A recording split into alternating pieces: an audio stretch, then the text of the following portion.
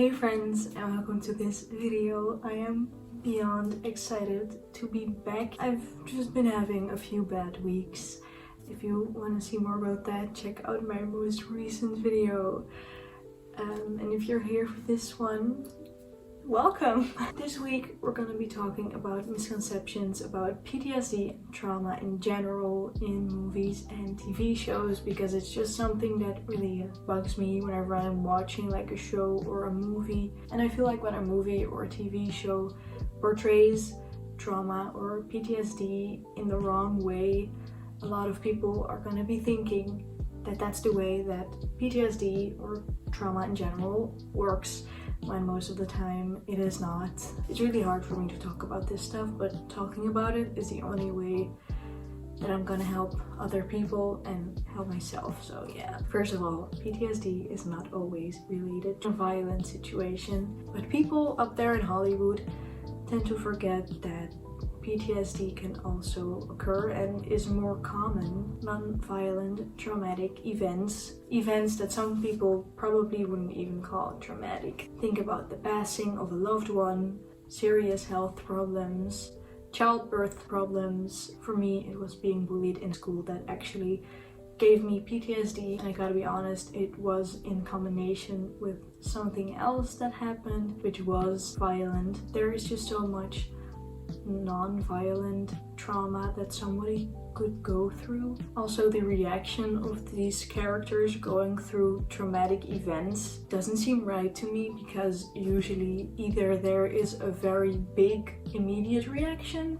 to the trauma, like you have these dramatic shots of them just sitting still while the world around them like moves in such a fast speed, you know, there's this typical scene, or they just see someone get shot and they don't care and they just go on with their lives. At first, right after you go through a traumatic event, at least for me and people surrounding me that also went through traumatic stuff, at first you want to make sure that you are safe, so you kind of just snap into survival mode and you just keep going, and you're like, okay, we gotta get out of here, or we gotta get safe or whatever. And then at some point later, this can be weeks or days or months or years, you start to realize that what happened was wrong and was something traumatic. In the moment itself, like when you're going through the trauma and right after, you just go. When you go through something traumatic right after, like the day, you're not gonna be sitting still in a room while everyone around you does their thing. You are gonna be doing stuff. You are gonna be distracting yourself from what happened. What also really confuses me when I watch a TV show or a movie with a character that goes through a traumatic event is that people apparently don't know the difference between acute trauma and PTSD. Although the symptoms are the same to a certain extent, they can't be swapped. Acute stress disorder starts somewhere between 2 days and 28 days after the traumatic event occurred. The symptoms are severe anxiety, dissociation, dissociative amnesia, so forgetting different things that happened during the traumatic event, flashbacks, difficulty sleeping, concentration issues, hypervigilance, and avoiding places or people or anything basically that reminds you of the trauma. These symptoms only last up until 28 days. But the difference with PTSD is that it starts at least a month after this traumatic event. What I have learned with PTSD versus acute stress disorder is that acute stress disorder fades away after a while PTSD only gets worse. Your brain makes a little network of things that are scary.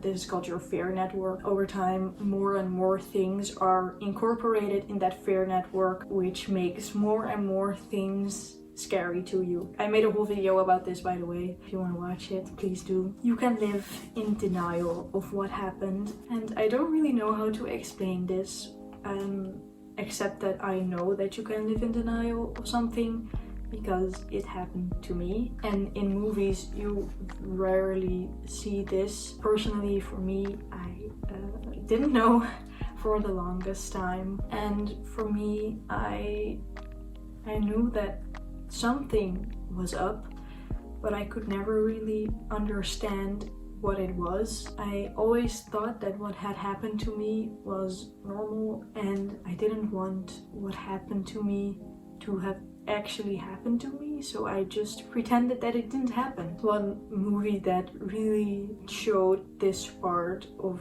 trauma really well to me is The Joker. Amnesia is also a thing. Characters always seem to remember what they went through in super great detail, while in reality people who go through a traumatic event will forget a lot about it. It's just your natural defense mechanism. I forgot a lot of things about my childhood.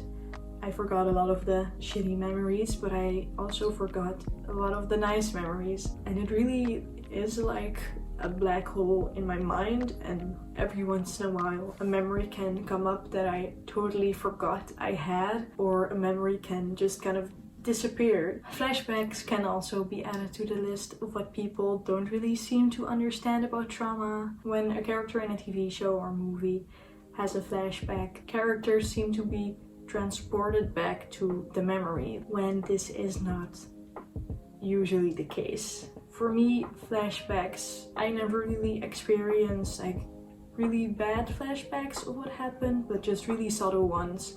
Like something reminds me of my trauma and I won't literally relive the memory. I will just see like a split second of it. Sometimes I don't even notice that I actually had a flashback. I just get this very uneasy feeling because of something.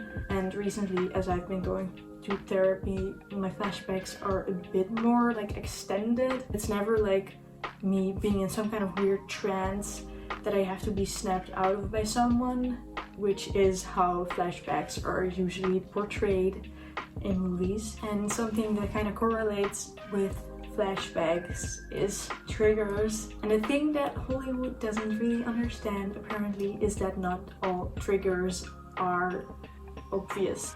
A certain combination of words that people say, or a certain thing that happens, or even a certain feeling you have can be a trigger of your trauma. And usually for me, it's the smaller things that trigger me. Like, as I said, someone saying certain words, or a certain smell that reminds me of my abuser, that reminds me of what happened to me. I'm sorry for the slight change in angle.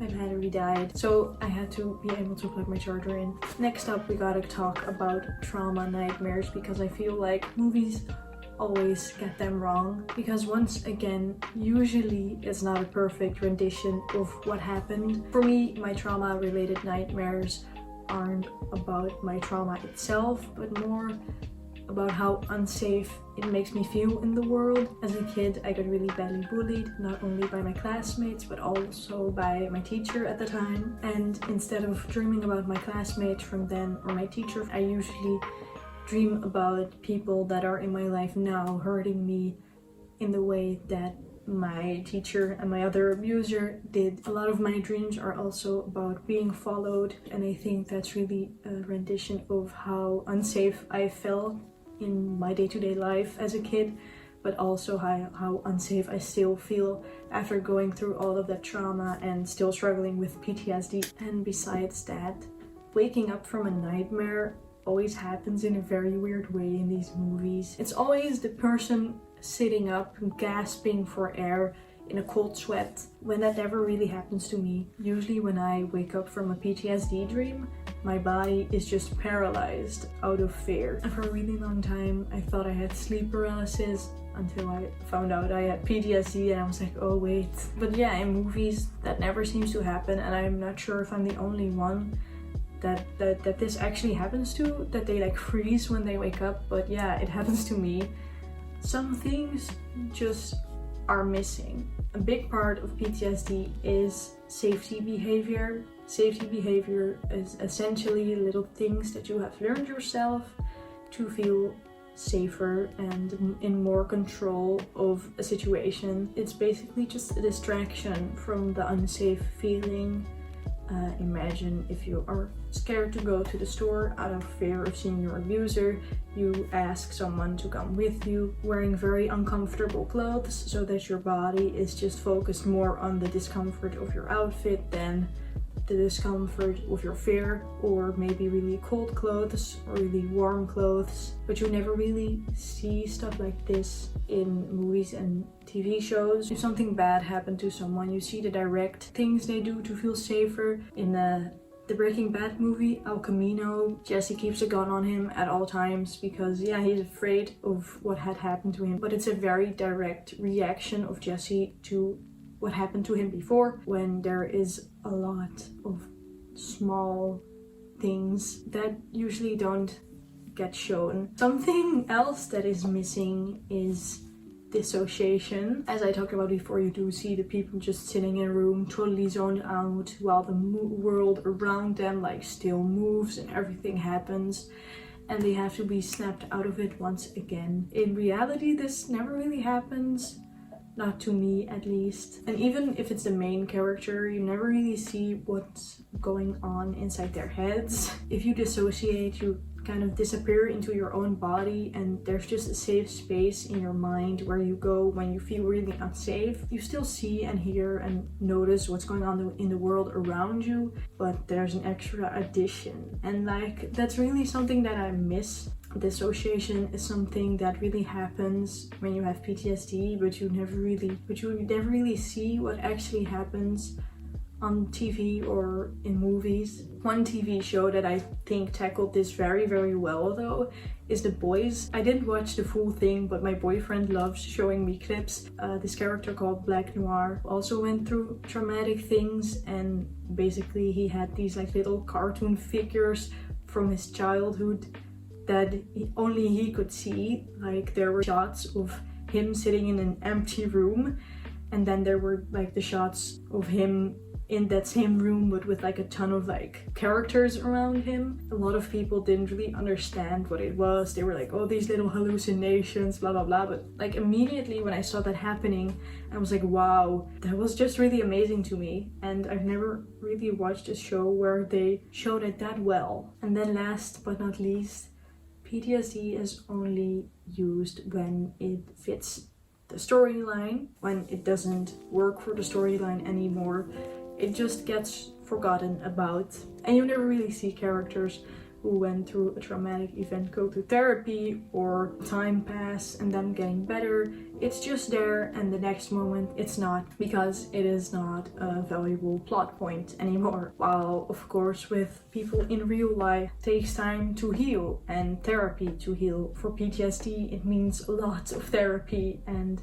a lot of healing that you need to do, definitely when it is childhood trauma like I went through. It just takes so much time to heal from trauma, and that is usually lost in these movies. Trauma is not something you can just get over, and that is the biggest, most hurtful misconception about trauma, in my opinion. It takes a long time and it takes a lot of courage to change your life. So well, that was my opinion about trauma in TV shows and movies. I really hope that you enjoyed this video. If you did, make sure to leave it a like, and if you want you can comment, and if you want to see more of me you can subscribe to the channel.